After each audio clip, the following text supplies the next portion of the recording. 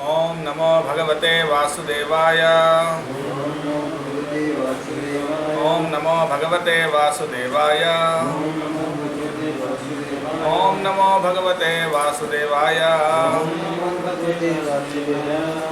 ओम अज्ञानतिमिरान्धस्य ज्ञानाञ्जनशलाकया चक्षुरुन्मीलितं येन तस्मै श्रीगुरवे नमः।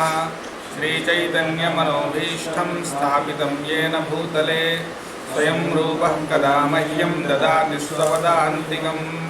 वन्देऽहं श्रीगुरोः श्रीयुतपदकमलं श्रीगुरून् वैष्णवांश्च श्रीरूपं साग्रजातं सहगणरघुनाथान्वितं तं सजीवं साद्वैतं सावधूतं परिजनसहितं कृष्णचैतन्यदेवं श्रीराधाकृष्णपादान् सहगणललिता श्रीविशाखान्वितांश्च नमः। ॐ विष्णुपादाय कृष्णप्रेष्ठाय भूतले श्रीमते भक्तिवेदान्तस्वामिन्निति नामिने नमस्ते सारस्वते देवे गौरवाणी प्रचारिणे निर्विशेषशून्यवादि पाश्चात्यदेशतारिणे हे कृष्णकरुणा सिन्धो दीनबन्धो जगत्पते गोपेश गोपिकान्त राधाकान्त नमोऽस्तु ते तप्तकाञ्चन गौरांगी राधे वृन्दावनेश्वरी वृषभानुसुते देवी प्रणमामि हरिप्रिये वाञ्छाकल्पतरुभ्यश्च कृपासिन्धुभ्य एव च पतितानां पावनेभ्यो वैष्णवेभ्यो नमो नमः। जय श्रीकृष्ण चैतन्य प्रभु नित्यानंद श्री अद्वैत गदाधर श्रीवासादि गौरभक्तवृंद हरे कृष्ण कृष्ण कृष्ण हरे हरे हरे राम राम राम हरे हरे। हरे कृष्ण। तो आज हम 12वां अध्याय भक्ति योग शुरू करने जा रहे हैं। उससे पहले हमने कल 13वां अध्याय कंप्लीट कर लिया। हम उल्टा दिशा में जा रहे हैं। 18 अध्याय से लेकर पहला अध्याय तक जाने का कोशिश कर रहे हैं और 13वां अध्याय कंप्लीट हो गया, तो आज 12वां अध्याय करेंगे। तो 13वें अध्याय में हमने आखिरी में क्या चर्चा किया था?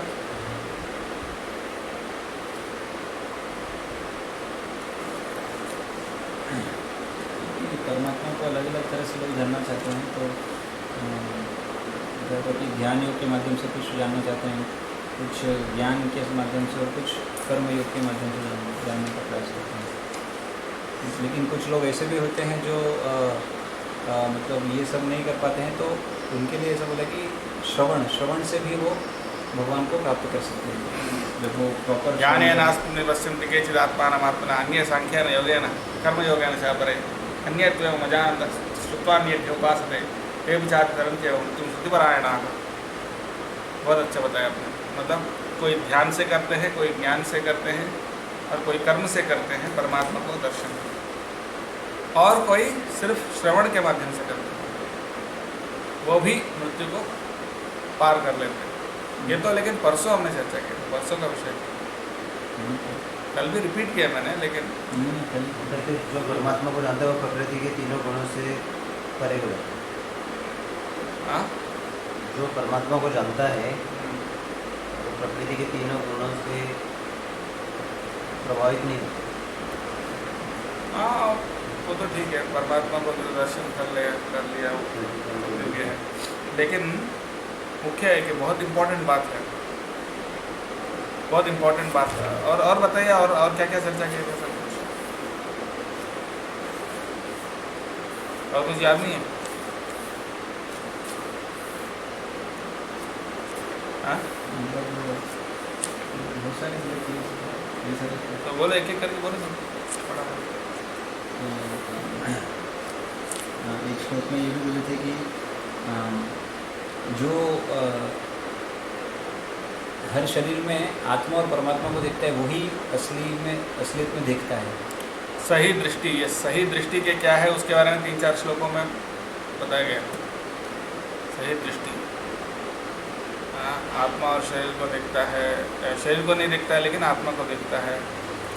और जो देख पाता है कि ये जो कार्य हो रहे हैं ये शरीर नहीं कर रहा है, और ये प्रकृति के द्वारा किए जा रहे हैं, वो भी सही दृष्टि देता है। प्रकृति के द्वारा सारे कार्य किए गए हैं, वो सही दृष्टि है।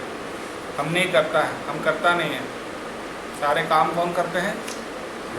प्रकृति करती है।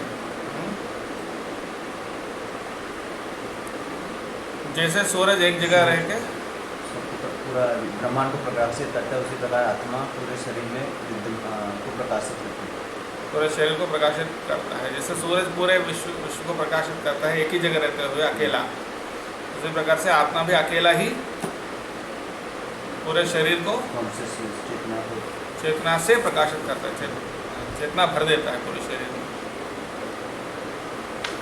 और जो लोग शरीर और आत्मा को में अंतर देख पाते हैं, वो मुक्ति की विधि को जान पाते हैं और परम लक्ष्य को प्राप्त करते हैं। हाँ, वो सब ठीक है, लेकिन एक और इम्पोर्टेंट बात, बहुत सारे बातें हैं। वो आपने बताया कि ज्ञान मार्ग की जो होता है वो 24 एलिमेंट के बाद उनका प्रोसेस 25 को देखते हैं, 25 को समझते हैं तो 26वां जो तत्व है, और उसके बाद फिर उनका भक्ति चालू होता है ज्ञान मार्ग से। भक्ति योग जो होता है वो डायरेक्ट, ये बहुत इम्पोर्टेंट, यही पॉइंट के लिए मैं वेट कर रहा था। ज्ञान और कर्म ये आपको कहाँ तक ले जा सकते हैं? वो जड़ में पानी डालने की विधि, मतलब कैसे मोक्ष तक ले जा सकते हैं आपको। इस कर्म बंधन से मोक्ष तक ले जा सकते हैं, परमात्मा का दर्शन करा सकते हैं। तीनों परमात्मा का दर्शन करते हैं। तीनों का अल्टीमेट लक्ष्य क्या है? अल्टीमेट एंड में वो क्या होता है? परमात्मा का दर्शन करते हैं। कौन? ज्ञान और कर्म। ज्ञान और कर्म। ज्ञान योग, ज्ञान योग, पहला वाला ध्यान है, ध्यान योग, फिर ज्ञान योग और भक्ति योग। भक्ति योग नहीं, कर्म योग। भक्ति अलग है, भक्ति को छोड़ दो। ध्यान, ज्ञान और कर्म। इससे अल्टीमेटली क्या होता है? यानी परमात्मा का दर्शन होता है। बताया ना मैंने, ध्यान का आखिरी स्टेज क्या है? समाधि है ना, अष्टांग योग है ना, यम नियम आसन प्राणायाम प्रत्याहार ध्यान धारणा और समाधि। अष्टांग योग का आखिरी स्टेज क्या है? समाधि। उसमें क्या होता है? परमात्मा के ऊपर ध्यान करते हैं। और क्या? परमात्मा के ऊपर पूरी तरह से ध्यान, अटूट ध्यान होता है, उसी को समाधि कहते हैं। तो यानी अष्टांग योग का लास्ट में क्या होता है? परमात्मा पर अटूट ध्यान हो जाता है। ठीक है। ज्ञान योग का लक्ष्य क्या है? ज्ञान योग का लक्ष्य वो भी परमात्मा का दर्शन है, मोक्ष प्राप्त करना।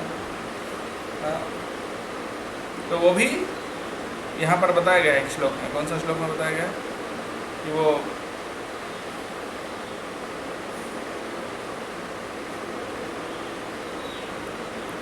आत्मनिपश्यन्ति, यानी आत्मा का दर्शन करते हैं कोई, सांख्य योग से। एक और श्लोक में बताया गया कहीं। हाँ, तो ज्ञान योग से भी अल्टीमेटली क्या होता है? परमात्मा का दर्शन। और कर्म योग से भी, कर्म योग में क्या करते हैं? यज्ञ अर्थात कर्मण्यत्र, यज्ञ पुरुष के लिए कर्म करते हैं, राइट। तो तीनों अल्टीमेटली कहाँ तक पहुँचते हैं?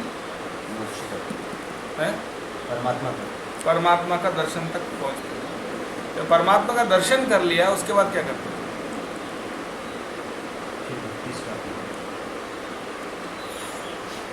अब मान लीजिए आप नरेंद्र मोदी के पास चले गए, क्या करेंगे? दोनों मिलके कैरम्स खेलेंगे, क्या करेंगे? आप उनकी सेवा करेंगे ना। बड़ा आदमी के पास हम जाते हैं तो हम उनकी सेवा करते हैं, स्वाभाविक है कि हम उनके सामने नतमस्तक हो जाते हैं। तो परमात्मा का दर्शन करने के बाद क्या होगा?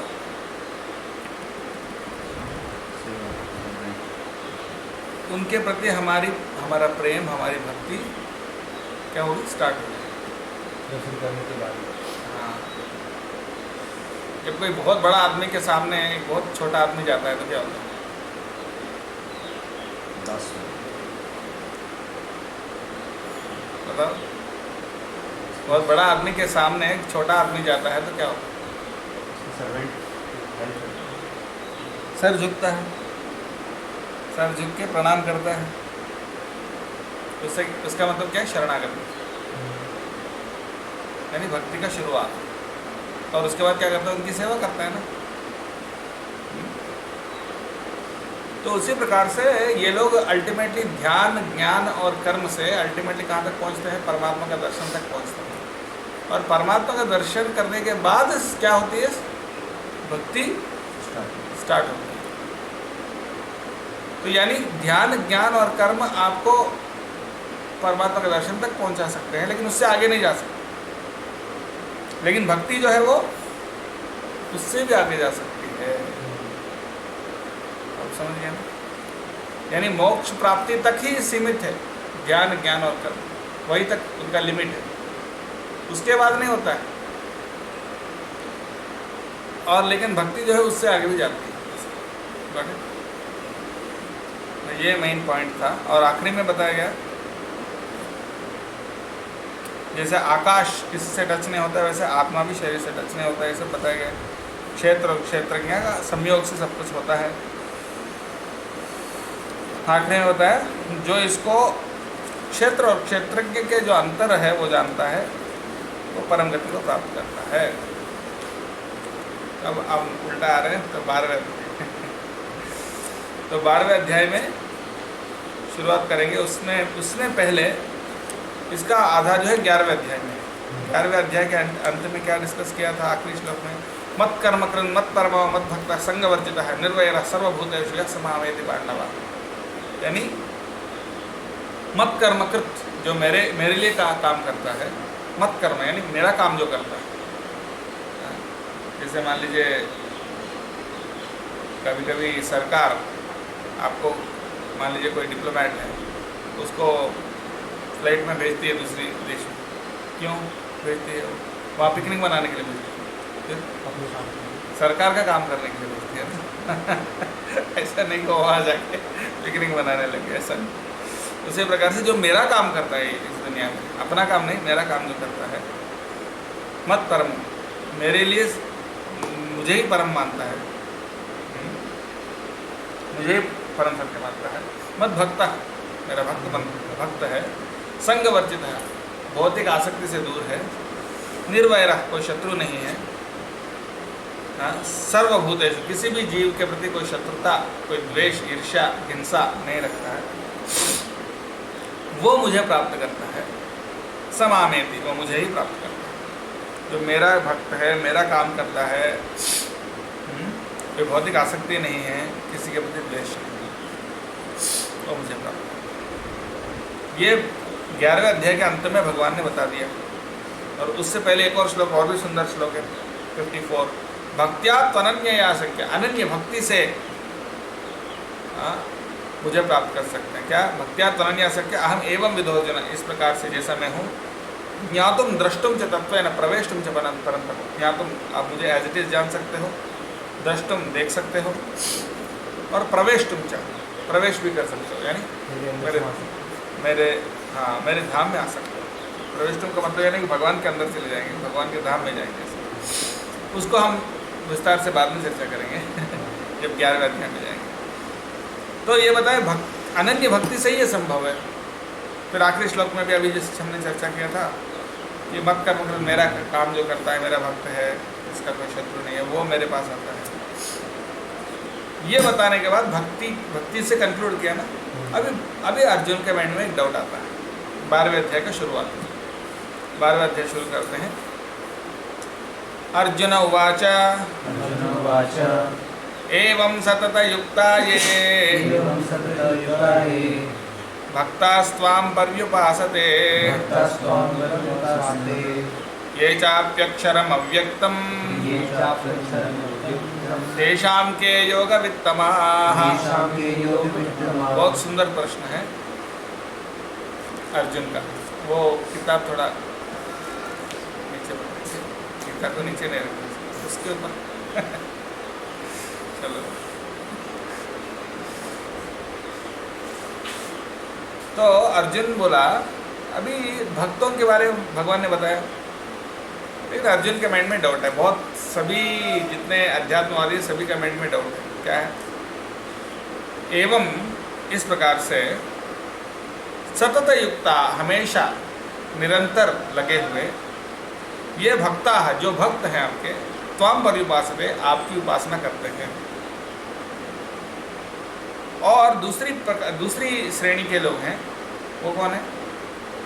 ये चाहे अक्षरम अव्यक्तम, जो अक्षर और अव्यक्त, निराकार। निराकार का मतलब क्या है? जिसका कोई रूप नहीं है। अक्षर यानी उसका कोई कभी नाश नहीं होता है। अव्यक्त यानी उसका कोई व्यक्त रूप नहीं है, हम देख नहीं सकते, सुन नहीं सकते हैं, स्पर्श नहीं कर सकते हैं, वो उसको बोलते हैं ब्रह्म। क्या बोलते हैं? ब्रह्म यानी परम सत्य। ब्रह्मा नहीं, ब्रह्मा तो अलग है, ब्रह्मा तो जो सृष्टि करने वाले ब्रह्मा जी, ब्रह्मा अलग है, ब्रह्म अलग है, उसको हमेशा ध्यान रखें। ब्रह्म किसको कहते हैं? जो निराकार है, निराकार ज्योति, परम सत्य, उसको ब्रह्म कहते हैं। और ब्रह्मा जो है वो चार मुख वाले जो सृष्टि करते हैं, वो सृष्टि करता है। ये ब्रह्मा अलग है, ब्रह्म अलग है। तो ये ब्रह्म की बात किया जा रहा है, ब्रह्मा की बात, ब्रह्म जो निराकार अक्षर और अव्यक्त जो है उसकी जो उपासना करते हैं, और जो आपके भक्त हैं जो आपकी उपासना करते हैं, इनमें से कौन श्रेष्ठ? तेषाम के योगवित्तमः, तेषाम इन दोनों में से, के कौन मतलब कौन, योगवित्त तमः, योगवित्त मतलब जो ज़्यादा जानते हैं, ज़्यादा श्रेष्ठ कौन है, यानी ज़्यादा योग का ज्ञाता कौन है इन दोनों में से? जो निराकार को उपासना करते हैं वो ज़्यादा बड़े ज्ञाता है, योग के बड़े ज्ञाता है, या जो आपकी भक्ति करते हैं वो योग के बड़े ज्ञाता है? यानी कौन श्रेष्ठ है? बहुत स्पष्ट और सरल प्रश्न है ना सभी के मन में।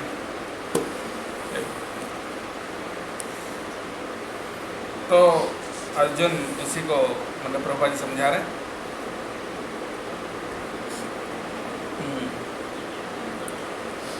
बहुत सारे लोग हैं जो अध्यात्मवादी हैं लेकिन भगवान की भक्ति नहीं करते हैं, वो ज्ञान मार्ग में रहते हैं या वो ध्यान करते हैं।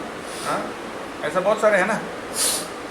कृष्ण की भक्ति करने वाले सभी तो नहीं करते हैं ना कृष्ण की भक्ति। बहुत सारे लोग ऐसे होते हैं जो ध्यान और ज्ञान मार्ग में निराकार का उपासना करते हैं। शंकराचार्य के जो अनुयायी हैं, ऐसे बहुत सारे हैं।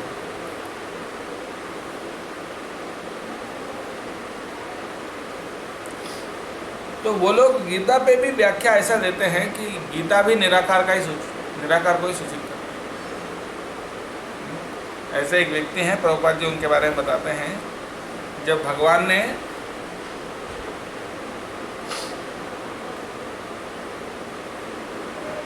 बताया कि आप मेरी शरणागत हो जाओ, सर्वधर्मान परित्यज्य मामेकम शरणं व्रज, आखिरी 18वें अध्याय के आखिरी में बताया ना, सभी धर्मों को छोड़ के मेरे शरण में आओ। तो एक भारत के पूर्व उपराष्ट्रपति थे डॉक्टर सर्वेपल्ली राधाकृष्णन, वो उनने व्याख्या दिया था गीता को। पता नहीं उनने क्यों व्याख्या दिया, वो कोई शास्त्रज्ञ तो है नहीं, वैज्ञानिक भले होंगे लेकिन शास्त्रों का ज्ञान तो है नहीं उनको, ना किसी संप्रदाय से उन्होंने ज्ञान लिया। पर उन्होंने अपनी व्याख्या में लिखा कि जब भगवान ने बोला सर्वधर्मान परित्यज्य मामेकम शरणं व्रज, मेरी शरण में आओ, इसका मतलब ये नहीं कि जो कृष्ण जो रूप है यानी कृष्ण जो भगवान है उनकी शरण में जाना, ऐसा नहीं। वो निराकार जो है उसके शरण में जाना, जो निराकार ब्रह्म है उसकी शरण में जाना, उसका असली मीनिंग ऐसा बोलकर उन्होंने व्याख्या दिया। और प्रभुपाद जी उनको इतना मतलब डांटते हैं, बोलते हैं कि ये व्यक्ति को कोई ज्ञान नहीं है। जब स्पष्ट रूप से भगवान बोल रहे हैं मेरी शरण में आओ, इसको ऐसा व्याख्या दे रहे हैं कोई निराकार की शरण में जाओ, तो ये गलत है। तो वो यहाँ पर वही प्रश्न अर्जुन बहुत स्पष्ट रूप से पूछ रहे हैं कि इसका मतलब क्या है, कौन श्रेष्ठ है? जो निराकार अक्षर और अव्यक्त निराकार ब्रह्म के जो उपासना करते हैं वो श्रेष्ठ है, या जो आपके साकार स्वरूप की भक्ति करते हैं? ये भक्तास्त्वाम परिभाषते, आपके भक्त जो आपके स्वरूप को उपासना करते हैं सतत युक्त होकर, कौन ज्यादा श्रेष्ठ हैं?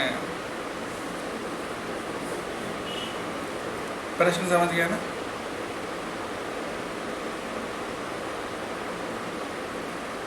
अर्जुन ये प्रश्न क्यों पूछ रहे हैं? प्रभुपाद जी बता रहे हैं अर्जुन ये प्रश्न इसलिए पूछ रहे हैं, इसलिए नहीं कि उनको कोई डाउट है, हमारे लिए पूछ रहे हैं। बहुत सारे संप्रदाय। हाँ, क्योंकि अब निराकार है तो उसको ध्यान कैसे करोगे? जो निराकार है उसका कोई रूप नहीं, उसको ध्यान कर ही नहीं सकते ना।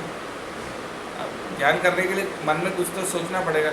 आप निराकार सोचोगे तो भी ऐसे सोचोगे ना कि कोई ज्योति जल रही है, वो भी उसमें भी आकार है, या कहीं से कोई ज्योति आ रहा है, तो you have to imagine something. और उसको पूजा कैसे करोगे, उसकी सेवा कैसे करोगे, उसका नाम कैसे जपोगे? संभव नहीं। तो इसलिए ये मतलब उसके मतलब निराकार का मतलब ये है कि वो हम कभी ना सोच सकते हैं उसके बारे में, ना देख सकते हैं, ना सुन सकते हैं, ना उसको छू सकते हैं, ना सूंघ सकते हैं, मतलब अपनी इंद्रियों से परे है और अपने मन से भी परे है, यानी कल्पना भी नहीं कर सकते उसके बारे में। तो कैसे उसकी सेवा की जाए, कैसे उसके पास जाए? संभव नहीं। तो अर्जुन बोल रहे हैं कि इसकी उपासना करके क्यों समय बर्बाद करें, बेटर है कि भगवान की भक्ति करो। इसी को इनडायरेक्टली वो पूछना चाहते हैं, भगवान से कंफर्मेशन लेना चाहते हैं। तो भगवान बहुत सुंदर रूप से उसका जवाब दे रहे। देखो, श्री भगवान उवाच मय्यावेश्य मनो ये माम नित्ययुक्ता उपासते श्रद्धया परयोपेतास् ते मे युक्ततमा मताः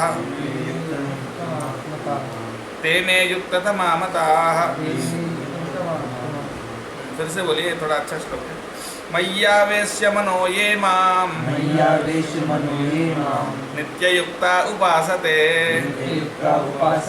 श्रद्धया परयोपेतास्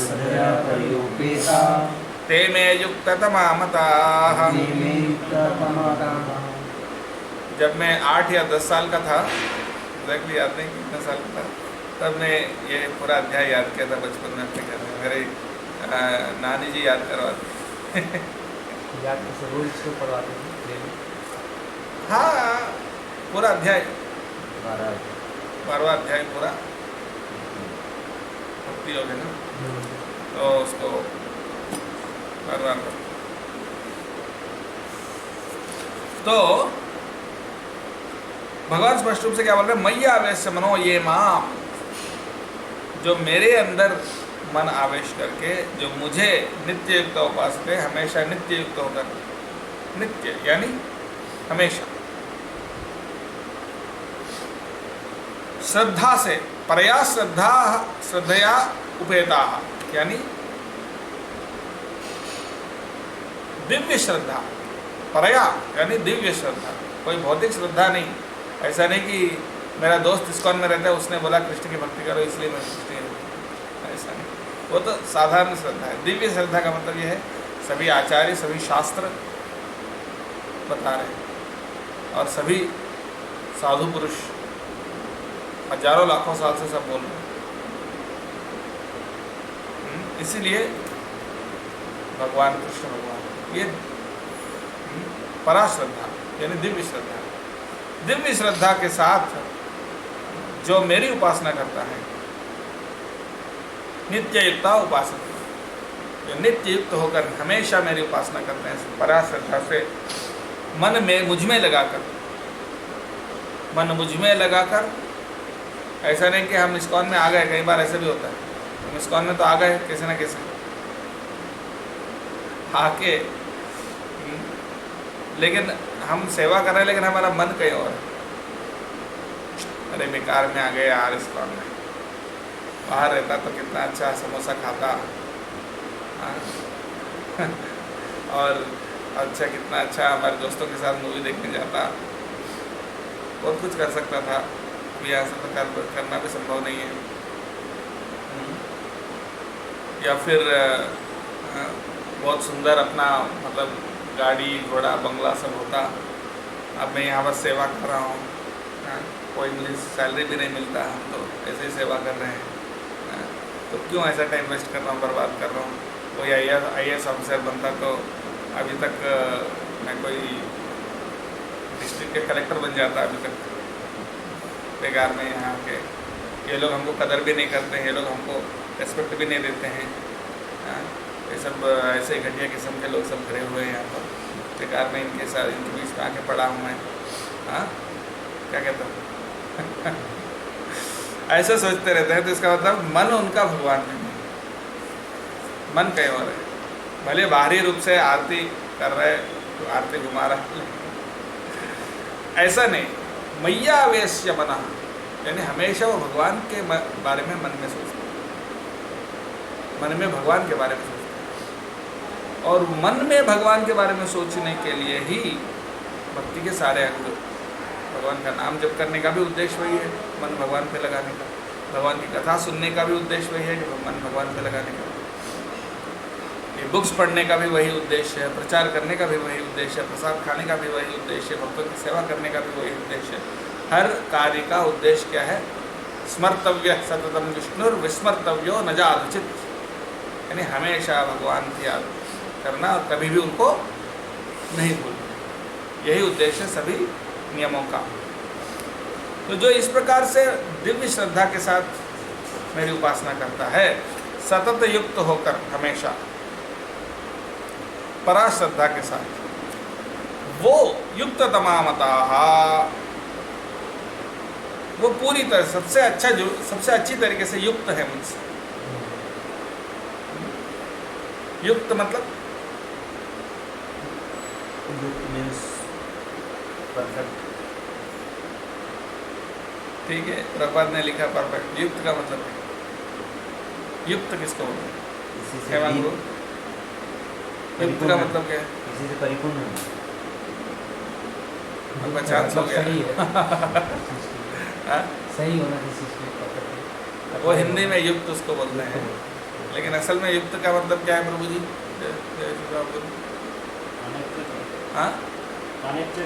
हाँ, योग से आया युक्त। योग मतलब क्या है? जोड़ना, योग, दो चीजों को जोड़ना। योग, युक्त मतलब जुड़ा हुआ, जुड़ा हुआ।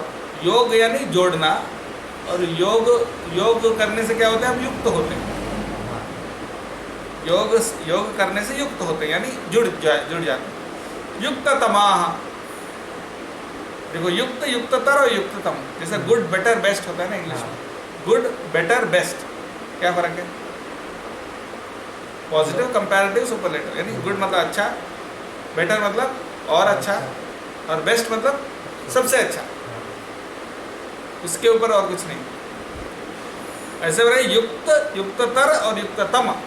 युक्त मतलब जुड़ा हुआ, युक्ततर मतलब और अच्छा से जुड़ा हुआ, और युक्ततम मतलब सबसे अच्छा से, सबसे करीबी से जुड़ा हुआ।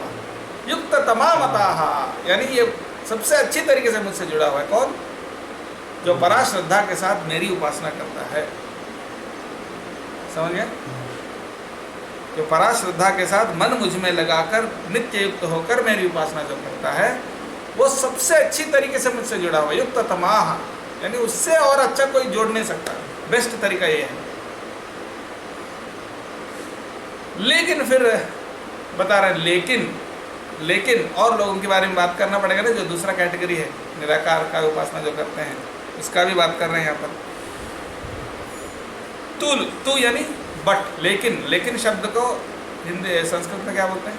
तू यानी लेकिन वो उनके बारे में अभी 2 श्लोक में बोलने वाले हैं। ये त्वक्षरम निर्देश्यम अव्यक्तम पर्युपासते सर्वत्र गमचिन्त्यं च कूटस्थमचलं ध्रुवम् सन्नियम्येन्द्रियग्रामम् सर्वत्र समबुद्धयः ते प्राप्नुवन्ति मामेव सर्वभूतहिते रताः।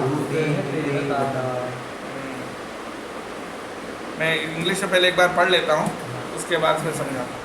But those who fully worship the unmanifested, that which lies beyond the perception of the senses, the all-pervading, inconceivable, unchanging, fixed and immovable, the impersonal conception of the absolute truth, by controlling the various senses and being equally disposed to everyone, such persons engaged in the welfare of all at last achieve me.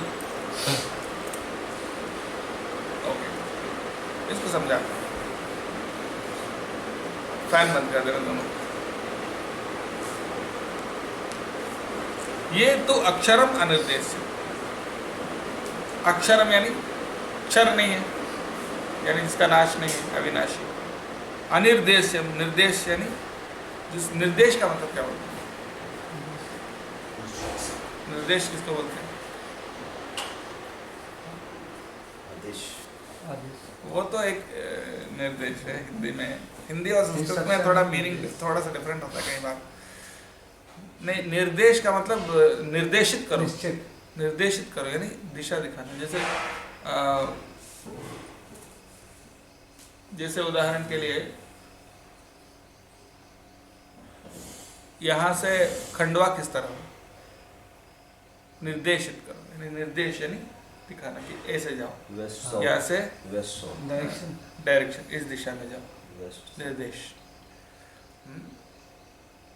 और या फिर किसी को एक आकार बताना, निर्देश। जैसे आम कैसे दिखता है, ऐसा ऐसा रहता है, लंबा रहता है, पीला रहता है, फल रहता है, तो इस प्रकार से उसको निर्देशित करना। तो यानी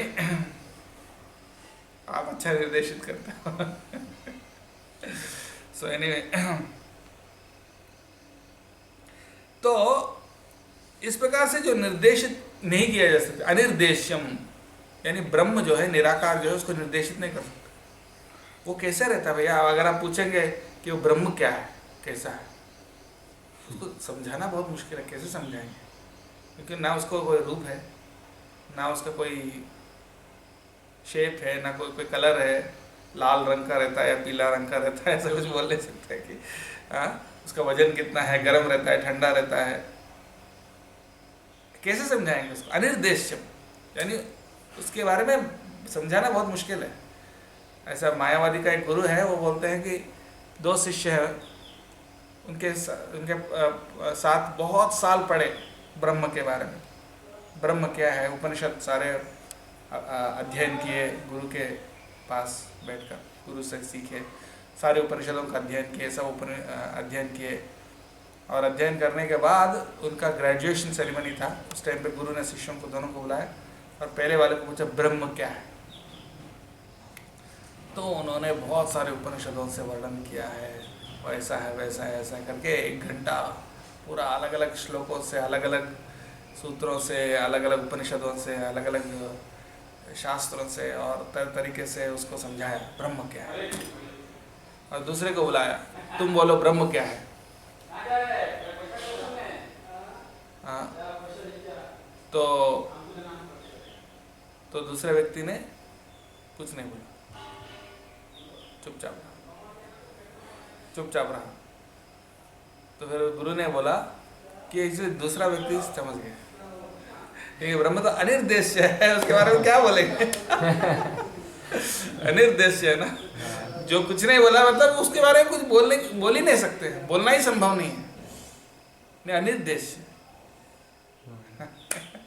तो ये दूसरा व्यक्ति समझ गया ये ब्रह्म है। क्योंकि आप ब्रह्म क्या नहीं है ये बता सकते हैं, क्योंकि जो भी हमारे भौतिक एक्सपीरियंस में जो कुछ है वो नहीं है ब्रह्म। कोई चीज़ ठंडा होता है या गर्म होता है, ब्रह्म दोनों नहीं है। कोई हल्का होता है या वजनदार होता है, ब्रह्म दोनों नहीं है। तो जो कुछ हम देखते हैं, जो कुछ हम एक्सपीरियंस करते हैं अपने दुनिया में, वो ब्रह्म नहीं है। ब्रह्म में वो नहीं है, इन चीज़ों से परे है। इसलिए मायावादी लोग क्या करते हैं, नेति नेति, ब्रह्म को कैसे समझना, उनका तरीका है कि ये नहीं है, वो नहीं है, ये भी नहीं है, वो भी नहीं है, वो भी नहीं है, वो भी नहीं है, वो भी नहीं है, वो भी नहीं है, ये भी नहीं, ये भी नहीं, ये भी नहीं है। ऐसा ही होता है तरीका है ब्रह्म को समझने का।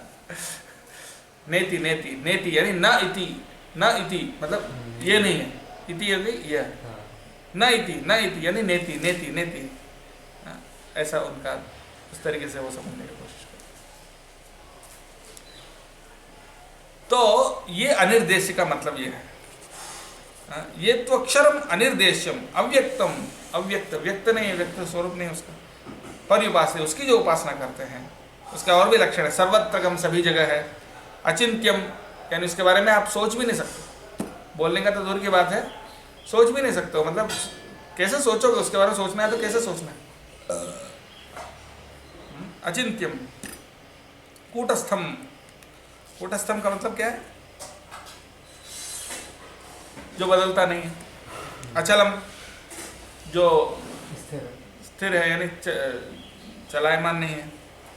अचलम। ध्रुवम, ध्रुवम यानी हमेशा एक ही जगह रहता है, यानी फिक्स। ध्रुवम का मतलब फिक्स।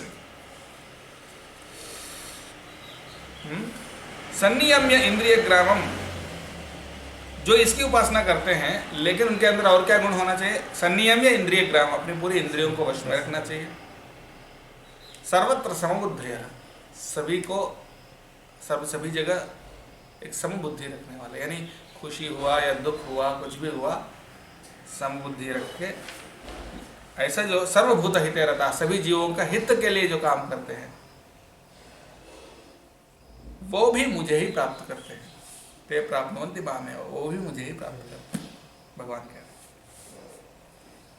हाँ, तो जो इस तरह का निराकार अव्यक्त अचिंत्य अनिर्देश्य जो ब्रह्म है उसकी जो उपासना करते हैं, लेकिन अगर वो पूरी तरह से अपनी इंद्रियों को कंट्रोल किए हुए हों, सभी जीवों के प्रति दया दिखाते हों और हर स्थिति में समबुद्धि रखने वाले हों, वो भी अंत में मुझे ही प्राप्त करते हैं। लेकिन फिर अब प्रश्न ये आता है, आप बोल रहे हो कि आपके भक्त सर्वश्रेष्ठ हैं, लेकिन आप बोल रहे हो कि लेकिन ये भी मुझे ही प्राप्त करते हैं, तो फिर कौन सा बेटर है? तो फिर 5वें श्लोक में उसको समझा रहे हैं। ये बहुत इंपॉर्टेंट श्लोक है, 5वां नंबर। क्लेशोऽधिकतरस्तेषाम् अव्यक्तासक्तचेतसाम् अव्यक्ता हि गतिर्दुःखम् देहवद्भिरवाप्यते। For those whose minds are attached to the unmanifested, impersonal feature of the Supreme, advancement is very troublesome. To make progress in that discipline is always difficult for those who are embodied. क्लेशः, क्लेश यानी क्लेश, क्लेश किसको कहते हैं? कष्ट, तकलीफ, दर्द, पीड़ा, और कौन से शब्द? क्लेश। क्लेश क्या है? अधिकतर, अधिक यानी ज्यादा, अधिकतर यानी और ज्यादा, बहुत ज्यादा, अति बहुत ज्यादा क्लेश है, बहुत ज्यादा तकलीफ है।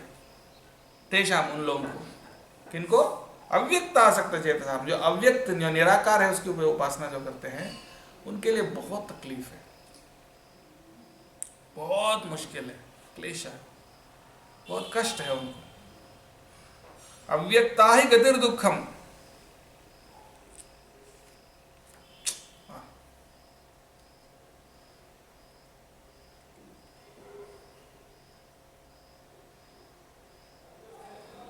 उनका गति भी दुख है, उनके गति भी दुख है। उनको अगर कोई भी भौतिक आसक्ति, देहवद्धि, देहवत, देहवद्धिर अवाप्यते। देहवद्धि मतलब जिनको शरीर है, यानी जिनको शरीर के प्रति आसक्ति है, उनको उस मार्ग में जाने से बहुत तकलीफ होगा और अंत में भी दुख मिलेगा उसको। शरीर से अगर थोड़ा भी आसक्ति हो तो, और पूरी तरह से शरीर से आसक्ति नहीं हो तो आप प्राप्त करोगे। लेकिन थोड़ा सा भी भौतिक शरीर से आसक्ति है तो आपको क्या होगा? अत्यंत दुख मिलेगा। क्यों क्यों दुख मिलेगा? क्योंकि निराकार को प्राप्त करने के लिए पहला काम यही है कि अपनी इंद्रियों को त्याग करना, मतलब वश में करना। तो वो तो हमको भी करना पड़ेगा, भक्तों को नहीं करना पड़ेगा। और हम इंद्रियों को वश में करना है तो भक्तों के लिए भी जरूरी है, तो उसमें क्यों तकलीफ है? क्योंकि निराकार वाले जो हैं वो हर स्थिति को क्या समझते हैं? माया समझते हैं ना। जो खा रहे वो भी माया है, कपड़े पहनना भी माया है, पंखा चलाना भी माया है। ये सब शरीर तो मैं नहीं हूँ, नेति सब माया है। जो भी दिख रहा है सब माया है। तो उसको वैराग्य का मतलब क्या है? उनके लिए कोई भी प्रकार की इंद्रिय तृप्ति नहीं चाहिए। यानी किसी भी चीज़, जिसी भी चीज़ में आपको थोड़ा मज़ा आता हो वो बेकार है, वो माया है, उससे दूर रहो। यानी आप कोई चीज़, अच्छा चीज़ देख नहीं सकते, अच्छा चीज़ सुन नहीं सकते, अच्छा चीज़ चख नहीं सकते। पांचों इंद्रियों को, जो इंद्रिय वस्तु है उनसे दूर रहना होगा। सब कुछ छोड़ छाड़ के हिमालयों में जाना होगा। वहाँ पर भी जितना कम हो सकते उतना कम खाना, जितना मतलब जनसंचार से पूरी तरह से दूर रहना, शरीर के प्रति बिल्कुल आसक्ति नहीं रखना। क्या है आसान? नहीं। लेकिन भक्तों के लिए क्या है? हाँ, भक्तों के लिए क्या है? भगवान की सेवा में जो कुछ करते हैं, भगवान की सेवा में आनंद लेते हैं। भगवान को भोग लगाकर प्रसाद खाते हैं, क्योंकि भगवान की प्रसाद है, उसको खाना भी भक्ति है कि नहीं? और भगवान के नाम लेते हैं, भगवान का कीर्तन करते हैं। भगवान का नाम में रस है ना, वो रस से हम तृप्त होते हैं। भक्ति रस में जो आनंद है वो हमको मिलता है, लेकिन उनको वो नहीं मिलता है ना। उनको तो सब छोड़ो, सब माया। इसीलिए उनके लिए बहुत ज़्यादा तकलीफ है। Got it?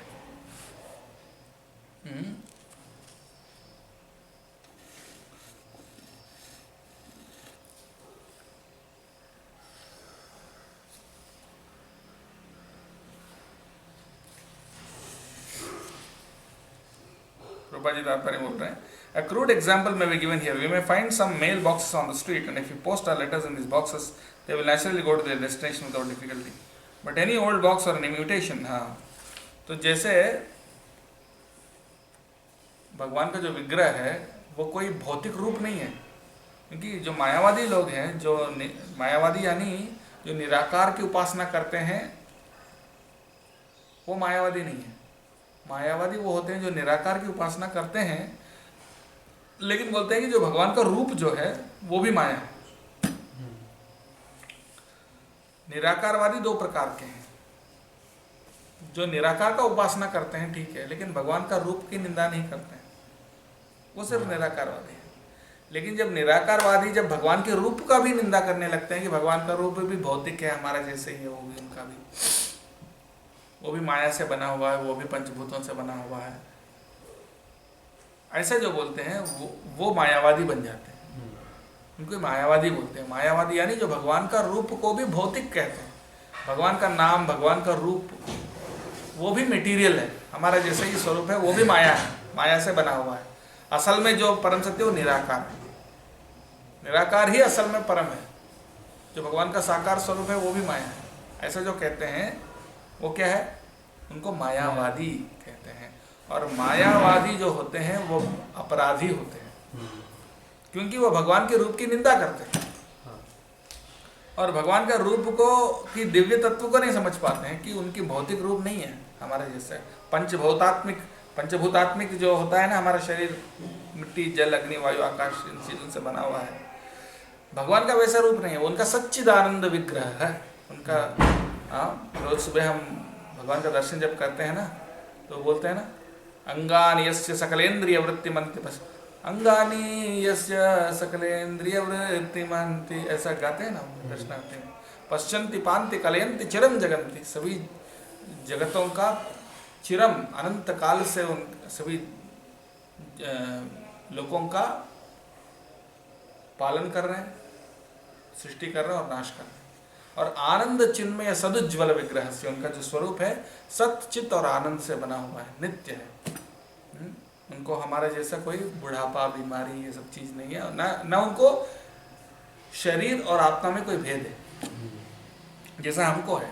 हमको तो शरीर और आत्मा में भेद है, लेकिन भगवान को ऐसा कोई भेद नहीं है। जो इस चीज को नहीं समझते हैं वो बोलते हैं कि भगवान का स्वरूप भी भौतिक है, वो भी हमारे जैसे पैदा हुए और वो भी मर गए। किसी शिकारी ने बाण चलाया, उनके पैर में लग गया था और वो भी हमारे जैसे मर गए, बोलते हैं। तो जो ऐसा कहते हैं वो मायावादी है। तो इसलिए बोल रहे हैं कि यहाँ पर जैसे कोई भी डब्बा में आप चिट्ठी डालोगे तो क्या चले जाएगा? आप किसी को चिट्ठी लिखते हैं, पोस्ट किसी भी डब्बे में डाल दोगे तो चले जाएगा, लेकिन जो एक पर्टिकुलर डब्बा होता है उसमें डालोगे तो जाएगा। क्यों? ऐसा नहीं कोई भी डब्बे में डाल दो तो जाएगा। वो डब्बा और इस डब्बे में क्या फर्क है? मैं भी ऐसा उसी रंग का उसी शेप का मैं डब्बा बना लूँ यहाँ पर जाकर, तो उसमें मैं अपने डब्बे में डाल दूँ तो क्या चले जाएगा? क्यों नहीं जाएगा? उसमें और इसमें क्या फर्क है? पोस्ट ऑफिस का ऑथराइज डब्बा है। हाँ, उसी प्रकार से भगवान का जो श्री विग्रह है, भगवान का मूर्ति कोई बोलते हैं तो पत्थर है, लेकिन आप अपने घर में भी कुछ बना लोगे पत्थर से कुछ, तो इसमें और उसमें बहुत फर्क है। क्यों? क्योंकि वो शास्त्रों द्वारा ऑथराइज्ड है, शास्त्रों द्वारा बताया गया है कि इस पद्धति से आप विग्रह की प्रतिष्ठा कर सकते हो। और उस पद्धति से जब करते हो और कोई शुद्ध भक्त उनको इनवाइट करते हैं तो भगवान आते हैं, वो खुद भगवान बोल रहे हैं। उद्धव जी को 11वें स्कंद भागवतम में उद्धव जी को भगवान खुद समझा रहे हैं कैसे मेरी विग्रह की पूजा करने से। भगवान खुद स्वयं उद्धव जी को बता रहे हैं कि मेरी विग्रह इन चीज़ों से बनाना चाहिए, मिट्टी से बना सकते हो, पत्थर से बना सकते हो। ऐसे 8 प्रकार की मूर्तियाँ होती हैं। लकड़ी से बन सकता है, मणि से बन सकता है और पेंटिंग से भी बन सकता है। हाँ, ऐसे इन पदार्थों से आप बना सकते हो। इस तरीके से आप उसकी प्रतिष्ठा, इस तरीके से आप उसकी पूजा कर सकते हो। तो भगवान खुद बता रहे हैं उसको। तो ये ऑथराइज्ड है, लेकिन कोई अपनी मनमानी से अगर कोई कर लिया तो वो नहीं। तो यहाँ पर इसलिए बता रहे हैं कि ये स्वयं भगवान है। भगवान सभी जगह है बोलते हैं ना, भगवान सभी जगह। भगवान सभी जगह है तो उनकी मूर्ति में नहीं है, वहां पर नहीं है। वो बोलते हैं भगवान सभी जगह है तो मूर्ति की पूजा क्यों कर रहे हैं? लेकिन अगर भगवान सभी जगह हैं तो मूर्ति में भी हैं, लेकिन सभी जगह हम देख नहीं पा रहे हैं, इसलिए मूर्ति पूजा करने से हम उनको देख पा रहे हैं, ऐसा। तो अभी एक चीज, इस प्रश्न का तो जवाब मिल गया हमको कि निराकार श्रेष्ठ है कि साकार श्रेष्ठ है, कौन सा बेटर है? दोनों ही वहीं पे जाते हैं, लेकिन प्रॉब्लम क्या है? निराकार में, निराकार की उपासना जो करते हैं कठिन है, बहुत ही ज़्यादा कठिन है, क्योंकि भौतिक आसक्ति इवन थोड़ा सा भी रहे तो उसकी गति दुख, क्योंकि उसको कोई रस नहीं मिलता उसमें। और एक और चीज़ प्रभुपाद जी बताते हैं,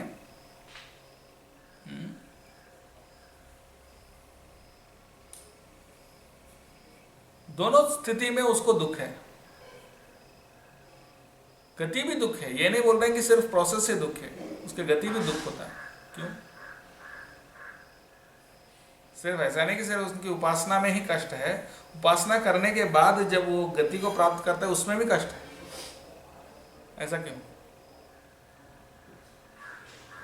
क्योंकि वो गति जो प्राप्त करेगा वो क्या करेगा? वो निराकार में विलीन हो जाएगा, और निराकार में विलीन करने के बाद करेगा क्या? वहां क्या करेगा? वहां कोई रस नहीं है ना, और ब्रह्म स्थान से भी गिरेगा नीचे, यही भागवतम कहता है। क्योंकि वहां कोई सेवा नहीं है, वहां कोई प्रेम नहीं है, वहां कुछ नहीं है, वहां तो जस्ट सत्य है, चित्त और आनंद नहीं है। और वो आनंद के अनुभव करने के लिए फिर उनको वो वापस आएगा। ऐसे इसलिए बोलते हैं प्रभुपाद जी, वो ऐसे मायावादी लोग क्या करते हैं, वापस आके कोई अस्पताल खोलते हैं, कोई स्कूल खोलते हैं, ऐसे कोई काम करते हैं। क्यों? क्योंकि उसमें रस नहीं, इसमें तो थोड़ा रस मिलेगा, लोगों की सेवा करो। तो निराकार ध्यान में कोई रस नहीं मिलता हमको। सूखा सूखा, रूखा सूखा, जैसे सूखा रोटी होता है ना, बिना नमक वाला सूखा रोटी, ऐसे कच्चा चबाओगे तो क्या कुछ मिलता है टेस्ट उसमें भी शायद कुछ मिलता होगा, लेकिन इनको कुछ नहीं मिलता है, क्योंकि वो इतना रूखा सूखा है वो ब्रह्म निराकार का ध्यान, कि उस रस के अभाव से, रस के अभाव के कारण वो भौतिक रस को ढूंढते हुए आते हैं। कम से कम जो भौतिकवादी लोग हैं उनको भी कुछ तो रस मिल रहा है ना, जो उसमें लिखा है वही मैं समझा रहा हूँ कि जो भौतिकवादी लोग हैं उनको भी कुछ रस मिलता है ना। चलो भले वो बहुत गंदा रस है और बहुत कम रस है, लेकिन उसमें भी कुछ है। जैसे मान लीजिए आप इंद्रिय तृप्ति करते हैं, कोई अच्छा खाते हैं, भले बहुत कम रस है उसमें, लेकिन कुछ तो है। इसलिए तो आदमी इतना काम कर रहा है, इतना मेहनत क्यों कर रहा है, कुछ तो मिल रहा है उनको रस, भौतिक रस। भले वो भक्ति रस जितनी महान नहीं है, लेकिन कुछ तो है। लेकिन ये निराकार में क्या है, तो इसीलिए वो लोग वहां से फिर वापस आते हैं, भौतिक कार्यों में लग जाते हैं। इसलिए ऐसे ऐसे जो मायावादी सन्यासी हैं उनको पतन होने का बहुत रिस्क है। लेकिन जो भक्ति में लगे रहते हैं उनको तो रस मिल रहा है, रस ही रस है।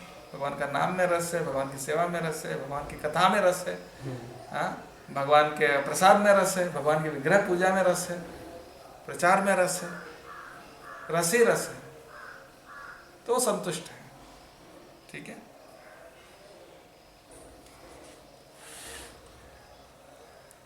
ओके।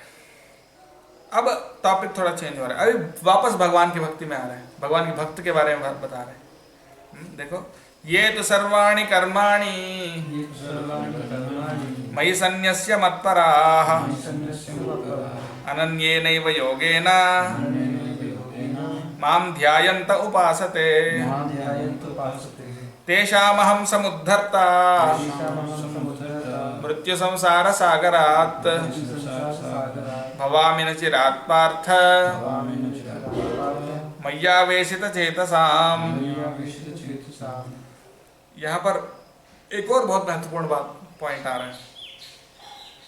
अभी यहाँ वापस बट लगा दिया तू, मतलब अभी निराकार से वापस साकार में जा रहे हैं।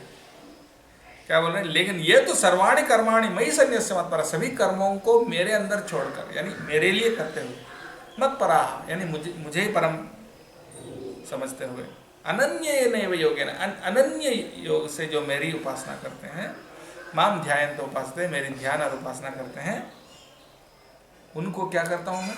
तेषाम अहम समुद्धरता, उनको उद्धार कर देता हूँ।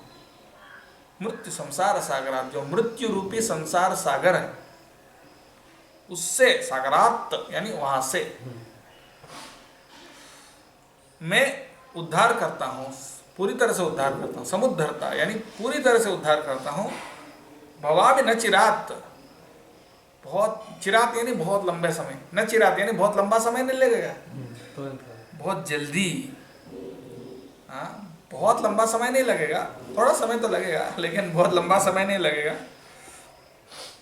उनके सामने मैं प्रकट हो जाता हूँ। मय्यावेशित चेतसाम्, जो अपने मन मेरे ऊपर लगाते हैं, अचिरात यानी बहुत जल्दी ही उनके सामने मैं प्रकट हो जाता हूँ, मैं उनको उद्धार करता हूँ। क्यों, क्या फर्क है? वहां निराकार की उपासना कर रहा हो, वहां उद्धार करने कौन आएगा? निराकार आएगा क्या? निराकार तो आ ही नहीं सकता, उनको पैर नहीं है ना, उनको ना हाथ है ना पैर है, कैसे आएगा वो? तो वहां पर शरणागति नहीं है, निराकार की उपासना में शरणागति नहीं है। कोई अपने बलबूते पर, वहां पर जाए, अपने बलबूते पर ही वो पूरा डिपेंड है। बीच में गिर गया तो बस गिर गया, कुछ नहीं कर सकते। आप सियाचिन ग्लेशियर पे चल रहे हो अकेला, वहाँ कोई है नहीं, और वहाँ मान लो क्या बोलते हैं उसको, फंस गया और किसी खाई में गिर गया या कहीं पे भी गिर गया, तो वहाँ कोई आएगा बचाने? बस गया काम से। लेकिन वही अगर शहर में अगर चलते चलते गिर गया, 10 लोग आसपास है, तो उठाएगा कोई। तो उसी प्रकार से यहाँ पर भक्ति में क्या है, क्योंकि आप उनकी शरणागति ही है, उनके प्रति शरणागत हो, उन्हीं पे डिपेंड कर रहे हो, हाँ, उन्हीं की सेवा कर रहे हो। मत पराह माम ध्यान, तो बस मेरी ध्यान और मेरी उपासना कर रहे हैं, उनको भगवान की कृपा मिलती है, और वो कृपा के कारण वो जल्दी उनका उद्धार। राइट? अगर मैं अपना बिजनेस कर रहा हूँ, अपना ओन बिजनेस कर रहा हूँ, सेल्फ एम्प्लॉयड हूँ, और उसमें नुकसान हो गया, तो मैं क्या किसी को ब्लेम कर सकता हूँ? लेकिन मान लीजिए मैं आपकी कंपनी में नौकरी कर रहा हूँ और आपका कंपनी डूब गया, मुझे अपनी सैलरी मिलेगी? बिल्कुल मिलेगी, देना चाहिए। आप प्रॉफिट हो नुकसान हो आपका प्रॉब्लम है, मैं आपकी सेवा कर रहा हूँ, आप मुझे मेंटेन करोगे, है ना? उसी प्रकार से जो निराकार की उपासना करते हैं उसको किसकी कृपा मिलेगी? वो किसी की कृपा पे डिपेंड कर ही नहीं रहे वो, तो उनको कृपा मिलेगा भी नहीं। लेकिन ये लोग भगवान की कृपा पे डिपेंड कर रहे हैं, उन्हीं के लिए सब कुछ करें, तो भगवान तो जिम्मेदारी लेंगे उनकी, और जल्दी आके ही उनको उद्धार कर देता हूँ। जो इम्पर्सनलिस्ट है, इंग्लिश में थोड़ा एक पॉइंट अच्छा है, इम्पर्सनलिस्ट जो होते हैं यानी निराकारवाद, इम्पर्सनलिस्ट पर्सनल फॉर्म को एक्सेप्ट नहीं करते, है ना?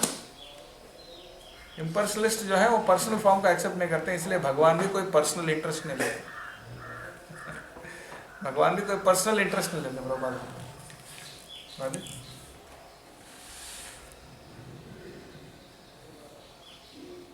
This process is very simple. लेकिन भक्ति का जो मार्ग है बहुत सरल है। क्या करना? भगवान का नाम का जप करना।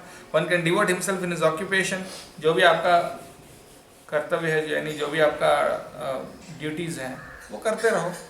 गृहस्थ हो तो गृहस्थ आश्रम में रहो, जो भी आश्रम है वहीं रहो, वो करते हुए हो, लेकिन उसकी वो भगवान को समर्पित करते हुए, भगवान का नाम लेते हुए, भगवान को स्मरण करते हुए, अपने आश्रम में रहते हुए वो सब कुछ भगवान को समर्पित करते, भक्ति योग में बहुत आसानी से उद्धार हो जाएंगे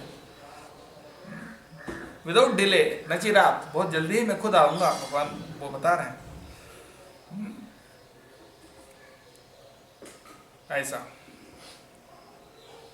तो योग मार्ग में भी लोग क्या करते हैं, अपने बलबूते से दूसरे लोक में जाते हैं। कोई सूर्य लोक में जाना, किसी कोई योग मार्ग से ध्यान लगाते हैं तो सूर्य लोक में, ऐसा नहीं कि सूर्यदेव आके उनको ले जाएंगे, ऐसा नहीं होता है राइट? अगर आप यज्ञ करके स्वर्ग लोक जाना चाहते हो, इंद्र आके नहीं ले जाएगा आपको, ठीक है? आपके पुण्य के कारण आप स्वर्ग लोक जाओगे, वहाँ वेलकम करेंगे आपको, तो कुछ दिन रखेंगे जब तक आपका पुण्य का स्टॉक है अकाउंट में, और अकाउंट जैसे खाली हो गया पुण्य का, वापस लात मार के भगा देंगे, नीचे फेंक देंगे या तो लेकिन क्या होता है, भगवान की शुद्ध भक्ति कोई करता है तो भगवान क्या करते हैं, खुद आके ध्यान से उठा के ले जाते हैं। ऐसा कौन कर सकता है? ये देखो इतना कितना सुंदर पिक्चर है उसका, इसमें रहेगा, बहुत सुंदर पिक्चर है। इस वाले एडिशन में दिया नहीं है लोगों ने, पुराने भगवद गीता एडिशन में वो बहुत सुंदर एक तस्वीर है। उसमें रहता है कि भगवान कैसे डूबते हुए समुद्र में डूब रहा है एक आदमी, और गरुड़ के ऊपर भगवान आकर उसको उठा रहे हैं। ऐसा देखा ना आपने पिक्चर? हाँ, ऐसा पिक्चर है, इसमें नहीं दिया, इसमें नहीं, इस वाले एडिशन में नहीं है, पुराने एडिशन में बहुत ज़्यादा पिक्चर्स होते थे, उसमें है वो वाला पिक्चर। आपको याद है ना? और डिलक्स गीता में है। हाँ, डिलक्स गीता में है वो वाला पिक्चर। है क्या डिलक्स गीता? बहुत सुंदर पेंटिंग है। एक आदमी समुद्र में डूब रहा है और गरुड़ के ऊपर भगवान आए हैं, और गरुड़ से भी नीचे से झुक के अपने हाथ दे रहे हैं भगवान उसको उठाने के लिए। ऐसा बहुत सुंदर पिक्चर है।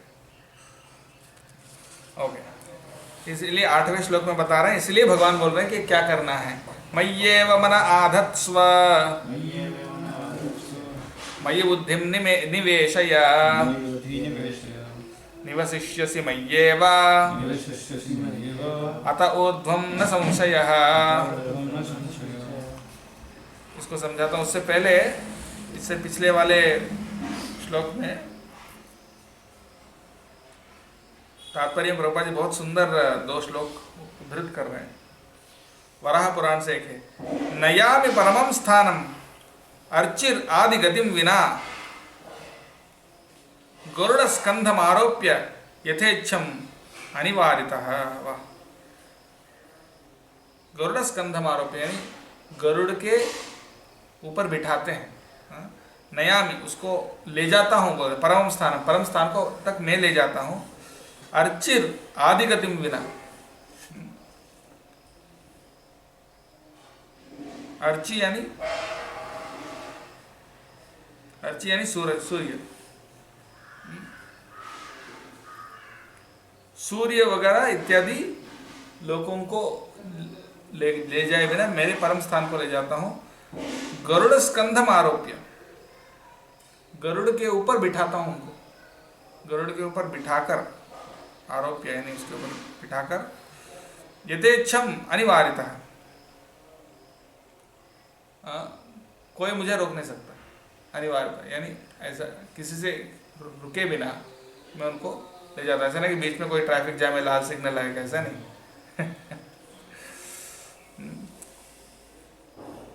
Rather, the Supreme Lord, by His great mercy, comes at once riding on His bird carrier Garuda and at once delivers the devotee from material existence. Although a man who has fallen in the ocean may struggle very hard and may be very expert in swimming, he cannot save himself. कितना भी बड़ा swimmer हो, समुद्र को तो पार नहीं कर सकता। एक छोटा सा चैनल को पार कर लिया किसी ने, गिनीज रिकॉर्ड कर लिया, फ्रांस से लेकर इंग्लैंड तक तेरा, वो कितना किलोमीटर होगा? शायद 2-4 किलोमीटर होगा, पता नहीं। लेकिन समुद्र कितना बड़ा, इतना हजारों लाखों किलोमीटर, हजारों किलोमीटर कम से कम कोई तैर सकता है क्या? संभव नहीं।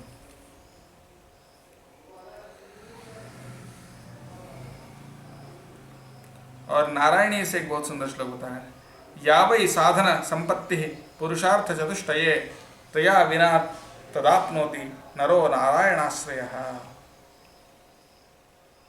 या वै पुरुषार्थ चतुष्टये तया विना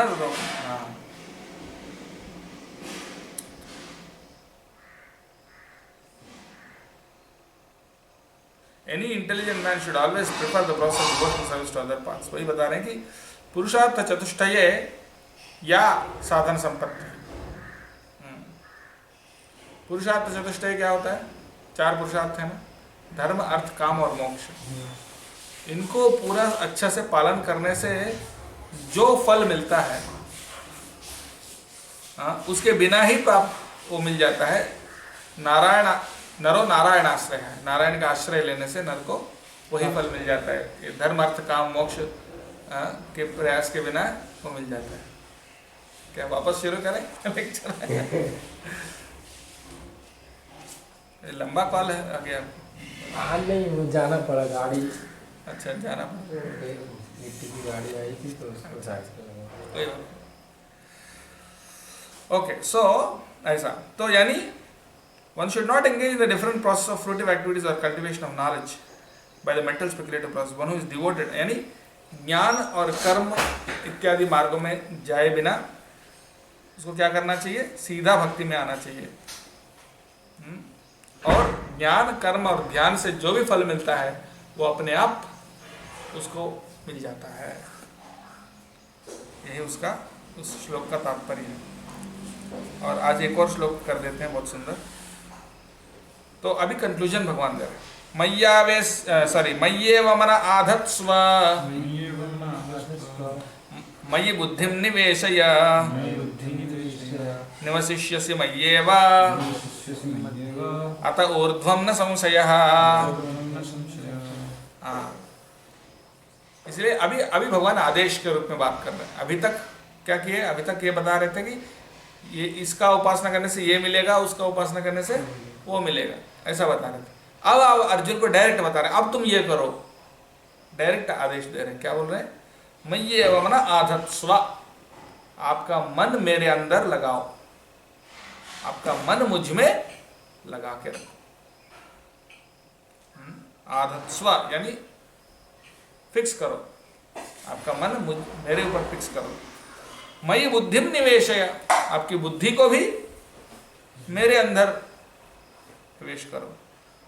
तो उससे क्या होगा? निवसिष्यसि मय्येव, आप हमेशा मेरे अंदर ही रहोगे, आप मुझ में रहोगे।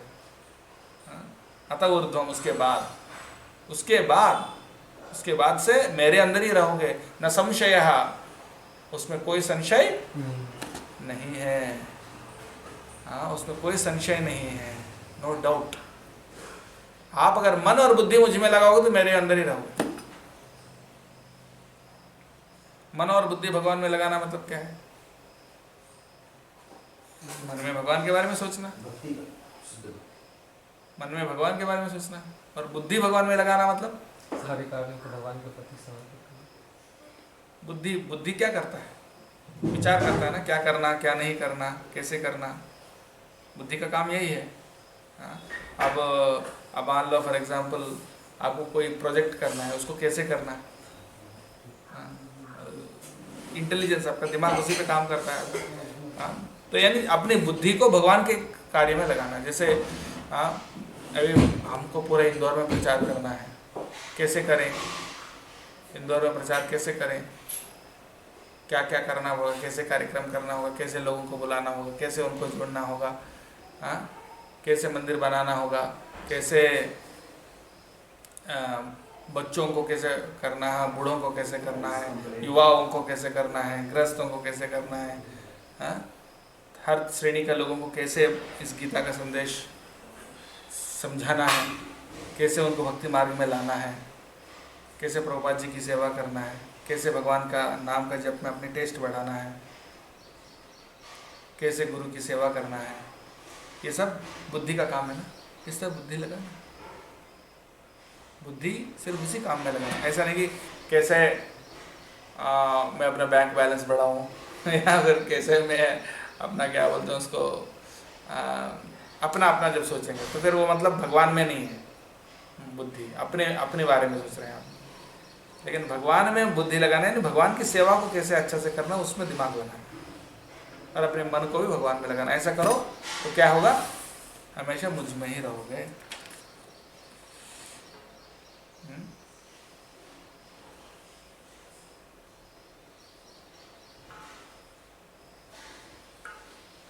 थोड़ा पकड़ पढ़ लेता हूँ। One who is not able to even practice the regulative principles of bhakti under the guidance of spiritual master. ये क्या पढ़ रहा हूँ मैं? कुछ और पढ़ रहा हूँ, sorry. One who is engaged in Lord Krishna's devotional service lives in a direct relationship with the Supreme Lord, so there is no doubt that his position is transcendental from the very beginning. A devotee does not live on the material plane, he lives in Krishna.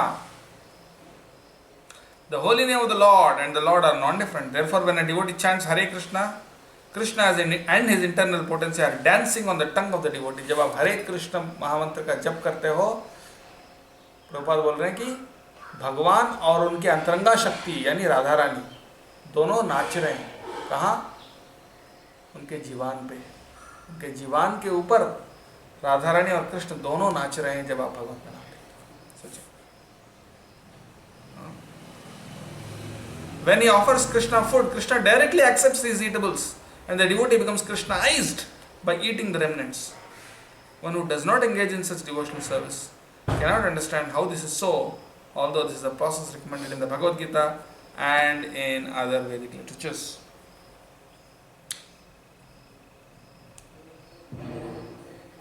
तो जब भगवान का प्रसाद लेते हैं तो हम भगवान को ही खा रहे हैं, भगवान ही हमारे अंदर जा रहे हैं। हम हमारे पूरा शरीर को, हमारा पूरा मन और बुद्धि को कृष्णाइज कर रहे हैं। और जो भक्त नहीं है उसको समझ नहीं सकता। वो तो सोचता है खाना वैसे का वैसे ही रखा है, भगवान के सामने थाली लगा दिया और निकाल दिया, वही तो वैसे ही रखा है, क्या फर्क पड़ेगा, वो ऐसे सोचेगा। लेकिन भगवान बोल रहे हैं अश्नामी, मैं खाता हूँ, जो भक्ति से मुझे अर्पण करते हैं मैं खाता हूँ। ठीक है, तो अभी कंक्लूजन क्या है? भक्ति मन और बुद्धि भगवान पे लगाओ, ये सबसे आसान और सबसे बेस्ट तरीका है, इसमें भगवान की कृपा की गारंटी है। ठीक है, जय श्रीमद् भगवद गीता की जय, श्रील प्रभुपाद की, समवेत गौर भक्तवृंद की जय। हाँ बोलिए, आपको प्रश्न? क्वेश्चन आया था, जो जिंदगी भर भक्ति नहीं किया, कुछ नहीं किया, तो हम लोग जानते हैं जो मरने के समय किसी व्यक्ति के पास गीता सुनाना जरूरी है, तो उस समय तो कम है, तो गीता का चैप्टर भी बहुत है, तो मरने वाले को उस समय कौन सी चैप्टर सुनाने से सुनने का परिवर्तन हो सकता है? मरने वाले को मरने के बाद कि मरने से पहले? मरने से, जैसे मर रहा है, मरने के बाद क्या सुन क्या? जो मर रहा है मरने के समय, मरने के समय, मरने के समय तो सर भगवान का नाम कौन सा सुनाओ। चैप्टर गीता का सुनाना चाहिए, ये प्रश्न है। नहीं नहीं, उस समय में तो भगवान का नाम, क्योंकि वो गीता का चैप्टर सुनेगा तो समझेगा क्या कि नहीं, कोई गारंटी नहीं है ना। गीता का पाठ करना भी अच्छा है। रोहित साहब को एक अध्याय है जिसको लोग सुना देते हैं, दूसरा अध्याय सुना- कॉन्शियस नहीं है, दूसरा अध्याय सुनाते हैं, दूसरा सुनाते हैं। दूसरा अध्याय सुनाते हैं, लेकिन एक्चुअली वही कि उस समय पर भगवान का नाम सबसे बेस्ट है, क्योंकि गीता फर्स्ट ऑफ ऑल हम जीते जागते भी नहीं समझ पाते हैं, उसके श्लोक कोई समझाए भी ना, वो क्या समझेगा उसको। तो बेटर है कि आप उसको भगवान का नाम का कीर्तन कराओ, भगवान का नाम से तो पता चलेगा ये भगवान का नाम है। उस समय आसपास कीर्तन करना चाहिए। उनका मन भगवान पे लगना चाहिए, ये जरूरी है। गीता का पाठ करने का भी उसका फल है, जरूर है, लेकिन प्रधान तो हरिनाम है। हरिनाम से सबसे प्रधान मार्ग है ना, हरे नाम हरे नाम हरे नाम में केवल ये नाम भी करेंगे, कोई भी अपने वो उसका परिवार जो है, तो गीता सुनाना इच्छा है, तो क्या कर सकते हैं? यहाँ का मुझे पता नहीं, हमारे वहाँ पे दक्षिण में दूसरा अध्याय सुनाते हैं, एक बहुत फेमस रिकॉर्डिंग भी है, एक घंटासाला बोल के है, हाँ। उनका रिकॉर्डिंग है बहुत पुराना, हर जगह हमारे यहाँ भी ऐसा होता है कि कोई एक्सपायर होने वाला होता है तो उसको गीता का अध्याय नहीं पता, वो कोई एक अध्याय उनके पास जाके सुना देते हैं उनको। मेन उसका मीनिंग समझना ज़रूरी है, हाँ। उसका अर्थ समझना ज़रूरी है। सिर्फ एक तोता जैसा बोलना, ऐसा नहीं कि उसका फल नहीं है, ऐसा नहीं बोल रहा हूँ, उसका भी फल है, लेकिन जब समझोगे तब भी उसका असली फल मिलेगा, तब उसका रियल बेनिफिट मिलेगा। लोग बोलते हैं गीता घर में रखना चाहिए, तो ठीक है घर में रख लिया, चलो रख लिया तो क्या हुआ, ठीक है अच्छा है, वो भी भगवान का स्वरूप है, लेकिन उसका फल तभी मिलेगा ना जब उसको समझेंगे आप। ये तो सिर्फ रखने के लिए नहीं बताया भगवान ने अर्जुन को, तो समझने के लिए और प्रैक्टिस करने के लिए, इसलिए समझना भी जरूरी है। तामसिक आहार का अगर भगवान को भोग लगाए तो उसका पाप चढ़ेगा। तामसिक आहार भगवान को भोग लगा ही नहीं सकते ना। जैसे कोई सीमा घर पे किसी ने खाना बनाया, उसमें लहसुन प्याज भी डाला है, हाँ, तो वो भोग लगता ही नहीं है, भगवान स्वीकार ही नहीं करेगा उसको, स्वीकार नहीं करते हैं। काली और दुर्गा को बलि चढ़ती है जानवरों की, हाँ। भगवान को नहीं चढ़ती, तो शुद्ध सात्विक आहार है। भगवान शास्त्रों में बताते हैं ना क्या आप लगा सकते हो क्या नहीं लगा सकते। काल भैरव को कोई लोग दारू चढ़ाते हैं, हाँ। लेकिन वो देवताएं हैं, भगवान अलग है। ठीक है, श्रीमद् भगवद गीता की श्रील प्रभुपाद की जय।